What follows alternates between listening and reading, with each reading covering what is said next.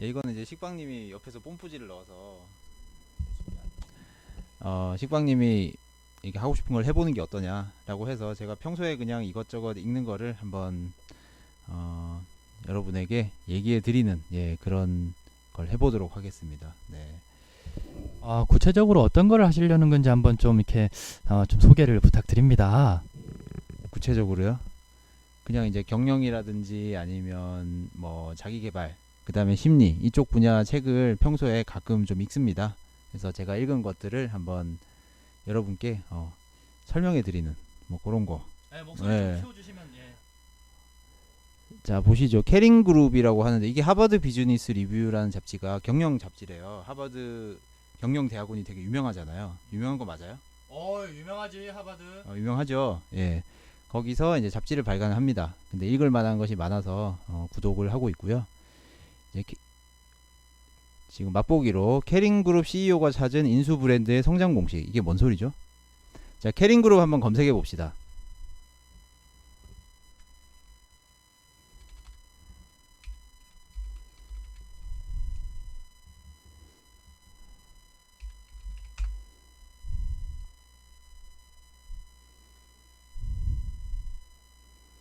자, 뭐가 나오죠? 이게 명품 브랜드예요. 저 이번에 처음 알았어요. 나도 캐링은 처음 들었어. 어떤 거야? 그냥 명품 브랜드를 여러 개 많이 가지고 있는 큰 그룹이라고 합니다. 네. 그래서 여기 기사는 이 캐링 그룹이라는 것이 사업 구조를 변화시켜서 명품 브랜드를 많이 인수해서 이제 사업을 키워왔는데 어떤 식으로 그렇게 키워왔는지 거기에 대한 기사라고 할 수 있죠. 네. 뭐 하나도 못 알아보겠는데요, 저는. 저도 못 알아보겠어요. 어떤 브랜드인지 한번 볼까요? 이거 봐도 모르겠어. 뭐가 있지? 딱 보면은 유명한 게 알렉산더 맥퀸. 처음 들어본. 난 이름만 들어봤어. 뭐 하는 건지 잘 모르겠어. 그리고 중요한 게 여기 구찌가 있잖아. 구찌. 이 정도면 명품 맞죠? 야, 구찌가 네. 있었네. 야, 처음부터 구찌라고 얘기하지. 자, 이것들이 캐링그룹에서 가지고 있는 명품 브랜드 목록이라고 합니다. 그 다음에 스포츠 쪽으로 가면 퓨마가 있어요. 아하. 푸마가 있어. 푸마. 이 정도면 유명한 브랜드 인증? 유명한 데네요, 아주. 네, 그렇다고 칩시다. 네. 자, 캐링그룹은 이런 곳이고요. 이 아저씨예요. 이 아저씨 지금 대표가. 저 대표님이 탈모갤러네요.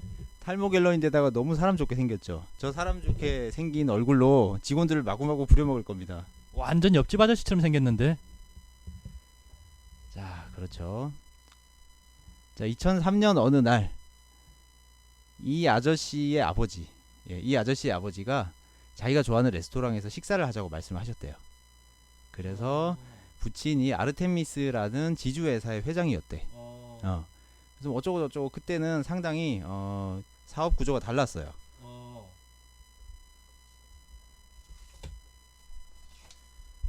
자, 이 글쓴이가 갓 40을 넘긴 나이였을 때 아버지가 자신은 경영 일선에서 물러나고 싶다는 뜻을 밝히고 이제 자식한테 물려주겠다라고 한 거죠. 어떻게 보면 완전 금수저네요. 금수저긴 한데 그냥 준 건 아니래요. 자, 이로부터 11년 전인 1992년에 자기가 알고 있는 비즈니스 전문가 8명을 모아서 어쩌고 저쩌고를 만들어 가지고 자기 아들이 사업을 할 만한 능력을 갖춘 인물인지를 판단하게 했대요. 그냥 물려준 게 아니고 지인들 모아가지고 내 자식이 한번 사업체를 물려받아서 제대로 할 만하냐 한 판단을 해줘라. 아니면 그냥 돈만 주겠다. 뭐 이런 느낌이었겠죠. 그래서 이 사람이 거기에서 통과를 하고 합격을 해가지고 2003년에 결국 경영권을 물려받은 거죠. 그냥 물려받은 건 아니고 이제 후계자 퀘스트를 완료했다라는 거네요. 네, 맞습니다. 그래서 이 사람이 2003년 경영권을 물려받은 후에 그 후에 자기 회사를 봤더니 주로 서유럽, 프랑스 쪽에 집중되어 있었어요. 회사의 포트폴리오가 자산이 지나치게 프랑스에 집중되어 있었고 이거를 글로벌 기업으로 키워야 할 필요성을 많이 느꼈다고 합니다. 그래서 자기가 결정을 하기를 장기적인 성장 잠재력이 명품 산업이 굉장히 높다라고 결정을 했어요. 그래서 기존 사업체들을 많이 팔면서 자, 구찌를 비롯하여 알렉산더 맥퀸 어쩌고 저쩌고 이게 다 명품 브랜드래요. 이걸 이제 인수를 하나씩 한 거지. 구찌가 원래 여기 있던 게 아니라 인수를 한 거네. 사왔어요. 원래 이탈리아 거잖아요. 아하. 이탈리아 거 맞냐? 프랑스 거 아니야? 몰라. 자, 그렇다고 치고요. 아몰랑. 네. 그래서 어떻게 이렇게 여러 가지 브랜드를 인수해서 유기적으로 성장시키고 큰 그룹이 될 수 있었나 네, 하는 얘기입니다. 자,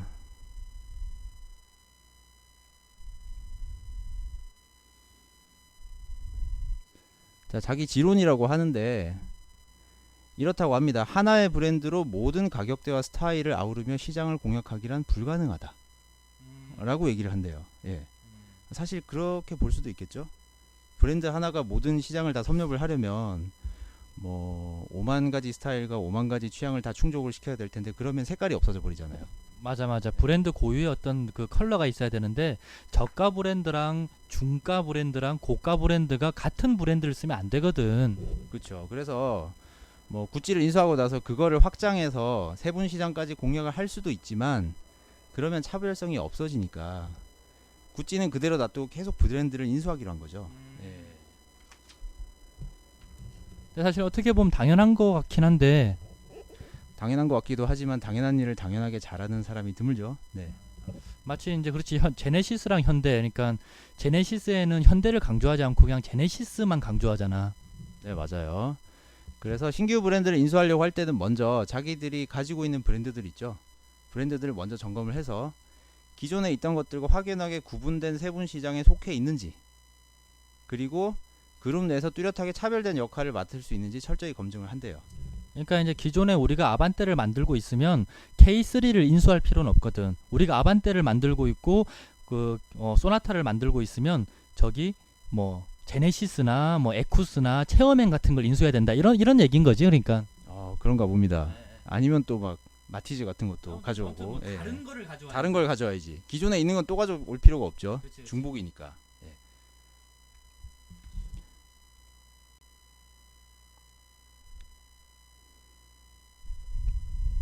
근데 기본적으로 이제 그 물려받은 재산이 좀 많았나 보네. 저렇게 막 가져왔던 거 보니까.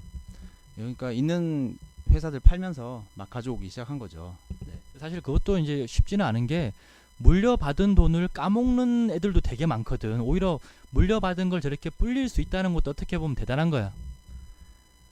그래서 네. 이 사람들의 브랜드 성장 방식은 인수하는 게 중요한 게 아니라 인수하고 나서 브랜드들이 유기적으로 성장할 수 있고 그 다음에 회사가 운영을 해오면서 쌓아온 경험을 바탕으로 득을 얻을 수 있도록 지원하는 게 중요하다고 합니다. 그래서 이제 가장 중요한 게 좋은 위치의 플래그십 스토어. 플래그십 스토어란 말 들어보셨나요? 그 예를 들면 강남에 위치한 어떤 그 뭐 이제 프랜차이즈 중에서 그 강남 유니클로 뭐 어떤 그런 것처럼 이제 사람들 젊은 애들 많이 오가는 데다가 초비싼 임대료를 내면서까지 거기에다가 매장을 커다랗게 만들어 가지고 전시 효과를 노리는 그런 거. 예, 맞아요. 정확하시네요. 예. 내가 좀 알지. 정말 잘하시네요. 야, 내가 이래봬도 마케팅을 내가 몇 년을 했는데. 이런 게 전문이라고 합니다. 네.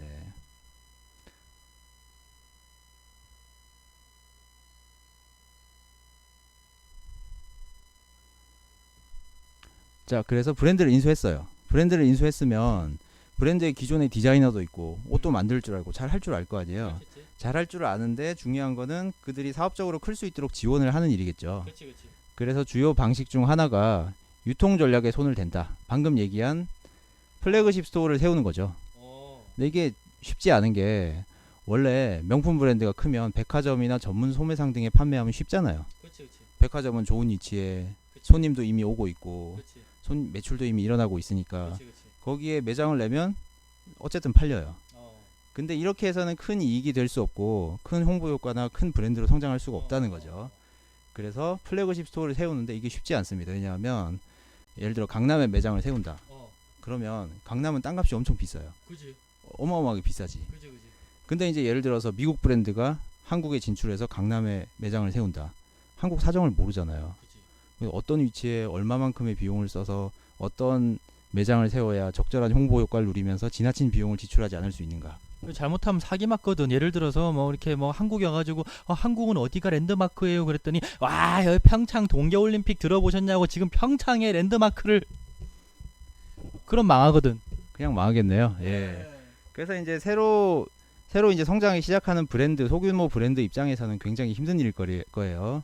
근데 캐링 그룹은 그런 일을 많이 해왔으니까 새로 브랜드를 인수해 오면 이 브랜드는 어느 시장에 맞겠다, 어느 나라에 맞겠다 딱 생각을 하고 그 지역의 적절한 위치에 큰 매장을 세워줌으로써 홍보 효과를 누리고 제대로 판매를 할 수 있다는 거죠. 가치도 높이고요. 그거를 이미 90년대부터 했다란 얘기지. 예, 그렇죠. 네. 자, 다음에 매장을 내는데 여러 가지 생각할 게 많다고 합니다. 예를 들면 85평 매장을 만드는데 제품이 그렇게 많지 않아. 종류가 많지 않아요.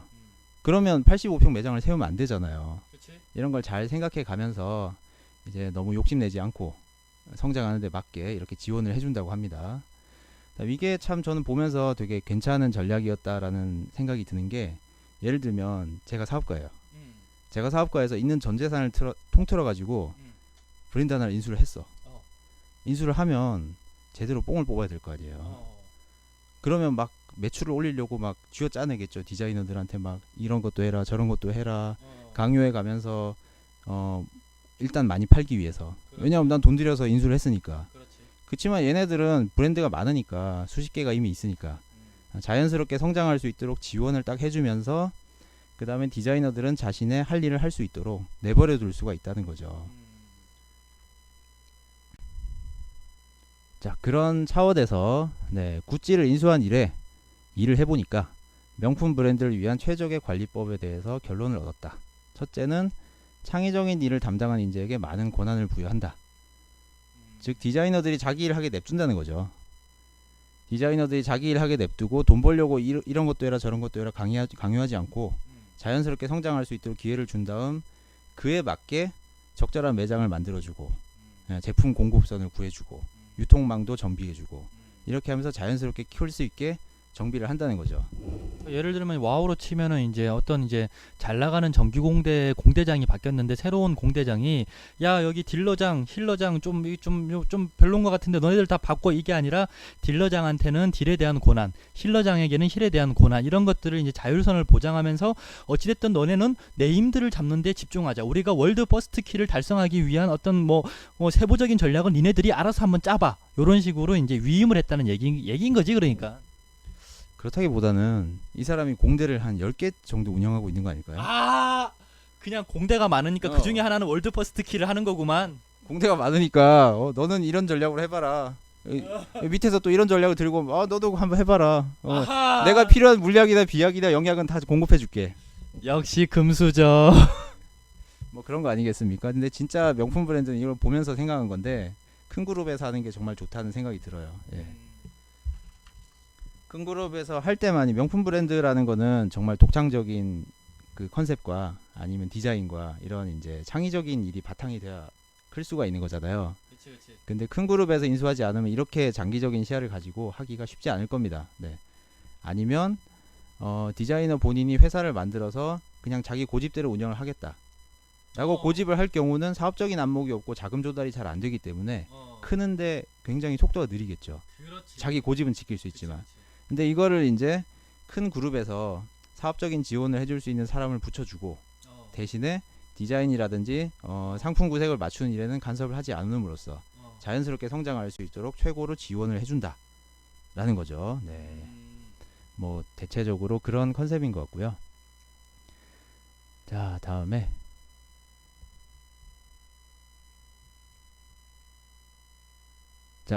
그 다음 명품 브랜드라고 하면은 디자인만을 떠올리는 경우가 많지만 사실은 세계 각지로 빠르게 유통하는 원활한 물류 시스템이 성공을 결정한다고 합니다. 물류. 그러니까 이게 디자인을 얼마나 멋지게 잘하고 뭐 이렇게 패션을 어떻게 하느냐도 중요하지만 결국은 팔려면 옮겨야 되거든. 유통을 장악하는 게 그게 중요한 거 아니겠어? 그러니까요. 그 과거에 유통업을 하셨던 경험이 있잖아요, 우리 진중권님이. 예. 배달을 빨리빨리 해줘야 되죠. 나도 요즘 유로트럭을 하고 있는데, 유로트럭이라는 게임을 해보니까 이게 얼마나 이게 물건을 정확하게 빨리 옮기느냐가 굉장히 중요한 것 같더라고. 그렇죠. 예. 특히 그 명품 브랜드 같은 경우는 내가 디자이너야. 세계 트렌드와 유행을 캐치해서 딱 봄에 맞는 상품을 내놨어. 근데 팔리는 데까지 도달하는데 2달이 걸렸어. 그 트럭 기사가 잘못했네. 이제 안 팔릴 거 아니야. 늦게 갔으니까. 예. 그러니까 나한테 맡겼으면 나는 그냥 잠도 안 자고 바로 그냥 나는 그냥 독일에서 스칸디나비아 반도까지 그냥 8시간 만에 달리는데 말이지. 진짜. 그 여러분 자라 아십니까? 유명한 브랜드 자라. 자라 들어봤어. 옷 파는 데잖아. 예, 옷 파는 데인데 거기도 이렇게 다양한 디자인으로 소량 생산을 하기로 유명한 브랜드예요. 아, 거기는 소량 생산하니? 일부러 소량 생산하는 거죠. 많이 만들면 흔하잖아. 그러니까 소량 생산해서 떨어지면 떨어진 대로 놔두고 디자인을 다양하게 만들어 가지고 전 세계로 배송을 하는데 그 물건을 만들어서 포장과 택 붙이는 일은 배 안에서 한대요. 배 안에서 포장을 해? 예. 그 며칠 사이에 트렌드가 바뀔 수도 있으니까 최대한 빨리 갖다 주고자 하고픈 이제 그런 시스템인 거죠. 아, 그 자라가 국내 브랜드가 아니었네. 자라 스페인 브랜드입니다. 올해 70살 넘으신 할아버지가 아직도 운영하시는 유명합니다. 야, 70살 그런 머머리 그 탈모겔러. 예. 유명한 기업가들은 왠지 다 탈모겔러예요. 이유를 알 수 없지만 머리가 멀쩡한 사람을 본 적이 없어요. 왜 그렇죠? 다들 탈모겔러야. 자, 이 땅의 모든 탈모겔러 여러분 힘내십시오. 모든 성공한 사람이 탈모겔러는 아니지만 탈모겔러 중에 상당수는 성공했다라는 객관적인 사실이 입증되고 있습니다. 자라나라 머리머리. 그래서 캐링그룹에 들어오게 되면 이제 소규모 브랜드가 세계 각지의 플래그십 스토어를 세울 수가 있고 그 다음에 물류 유통망은 이미 갖춰져 있잖아요. 그래서 빨리빨리 물건을 전 세계로 배송할 수가 있게 되는 거죠. 뭐 이런 식으로 지원을 해서 다양한 브랜드를 갖추고 그들이 성장할 수 있도록 자연스럽게 도와서 그룹을 계속 키워왔다고 합니다. 아, 그렇다면은 이 캐링 그룹의 어떤 그 90년대 이후부터 2015년에 이르기까지 성장 전략의 핵심은 다양한 브랜드들을 인수하되 겹치지 않는 색깔이 겹치지 않는 브랜드들을 인수하고 그리고 얘네들이 원래 하던 거 가장 잘하던 거를 잘할 수 있게 전폭적으로 지원해주고 너희들은 디자인과 뭐 물건만 만들어라 파는 건 우리가 할게. 그래서 그룹 차원에서는 물류 유통을 책임져 준다. 왜 이렇게 정리를 잘하세요? 그러니까 한마디로 그 와우로 치면은 공대 10개를 돌리는데 너네는 월드 퍼스트 키를 따는데 집중해라. 거기에 필요한 영약, 비약, 모든 마부 재료는 우리 공대장이 책임져 주겠다. 완벽합니다. 야, 이분 최소 쿵겐이네. 쿵겐은 자기가 직접 뛰지 않나요? 하긴 그러네요. 쿵겐 클래스를 능가하는 대기업이죠, 대기업. 그러니까 쿵겐은 저기서 이제 그 하나의 그 브랜드 장일 뿐이고 이미 그 위에 수십 명의 쿵겐을 거느리는 사람이 저 대머리 탈모겔러인 거지. 네, 그렇습니다. 네. 자, 이 기사는 여기서 끝납니다. 네, 맛보기로 잠깐. 저도 패션에 대해서 잘 몰라요. 근데 이제 이걸 읽으니까 전략이라든지 뭐 그런 게 좀 인상 깊어서. 네. 그러니까 이게 여기서 우리가 이제 깨달을 수 있는 것은 부모를 잘 만나야 된다. 네, 일단 먼저 부모를 잘 만나야 되고 부모를 잘 만난 사람이 더욱더 성공하기 위한 어떤 그런 방식 그런 것들을 우리가 알아볼 수 있었습니다. 아주 유익한 시간이었고요. 예, 캐링그룹 CEO 누구였죠? 캐링그룹 CEO 메뉴에 나와요. 여기 1페이지에 예, 이분이죠. 프랑수와 앙리 피노 이분인가 봐요. 예. 이분이 구찌, 퓨마 등등 여러 가지 뭐 입생 로랑 뭐 그런 이제 굴지의 브랜드들을 어떻게 꾸려가고 있는지 그런 부분들에 대해서 오늘 알아보았습니다. 지금까지 설명의 진중권이었습니다. 마무리하시죠. 마무리가 필요한가요? 네. 적당히 클로징을 하셔야죠. 예. 네, 그래서 뭐 다음 시간엔 또 어떤 걸 소개해 주실 건가요? 다음 시간이 있을까요? 아니 있겠지 당연히. 자, 다음 시간에 어떤 거 할지 또 미리 좀 이렇게 예고를 해줘야지 또 사람들이 또 궁금해할 거 아니야. 아, 예. 다음 시간에는 여러 가지 중에 하나를 하겠죠. 예를 들면 남들에게 조언을 해주는 좋은 방법이라든지 아니면